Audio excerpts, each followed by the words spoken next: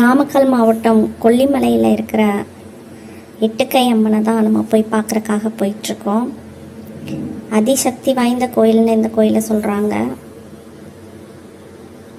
ஒரு ரம்யமான சூழலில் இந்த கோயில் அமைஞ்சிருக்கு.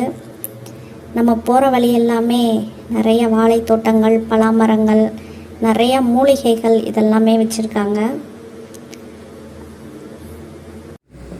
அதே மாதிரி இந்த கோயிலில் நம்ம ஏதாவது ஒரு வேண்டுதல் வச்சா அந்த வேண்டுதல் கண்டிப்பாக நடக்கும்னு சொல்கிறாங்க. இங்கே போயிட்டு வந்ததுக்கப்புறமா எங்களுக்கும் ஒரு சில மாற்றங்கள் நடந்தது.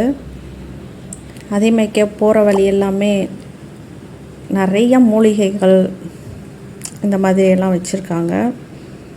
அதையும் நம்ம பார்க்கலாம். கீழே ஒரு பத்திரகாளி அம்மன் கோயில் இருக்குது. அதை முடிச்சுட்டு நம்ம படியேறி மேலே போகிற மாதிரி இருக்கும். படியேறி மேலே போனோம்னா அங்கே நிறைய மணிகள்லாம் கட்டியிருந்தாங்க, தகுடுகள் கட்டியிருந்தாங்க. அதுக்கப்புறமா பிரிந்த கணவன் மனைவி ஒன்று சேர்றதுக்கு அவங்க யூஸ் பண்ண துணியெல்லாம் அங்கே கட்டி வச்சுருந்தாங்க. அதுக்கப்புறம் பூட்டு இந்த மாதிரியெல்லாம் கட்டி வச்சுருந்தாங்க. முன்னாடி கண் திஷ்டி, இந்த ஏவல், பில்லி, சூனியம் இந்த மாதிரி ஏதாவது பண்ணியிருந்தாலோ, மன அழுத்தம் இருந்தாலோ அவங்களுக்கெல்லாமே கயிறும் கட்டுறாங்க. இது மூலமாக நிறைய பிரச்சனைகள் தீரும்னு சொல்கிறாங்க. நீங்களும் போயிட்டு வாங்க, ஒரு நல்ல மாற்றங்கள் நிகழும்.